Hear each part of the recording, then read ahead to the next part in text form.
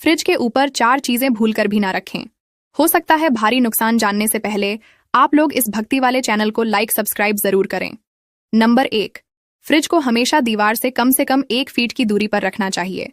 Number 2, घर में सुख शांति बनाए रखने के लिए फ्रिज को हमेशा पश्चिम दिशा में ही रखें। नंबर 3, फ्रिज के ऊपर दवाइयां ना रखें। फ्रिज के ऊपर दवाइयों को रखने से उनका असर खत्म हो जाता है।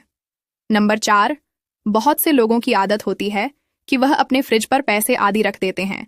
वास्तुशास्त्र के अनुसार धन और सोना आदि कभी भी फ्रिज के ऊपर नहीं रखना चाहिए।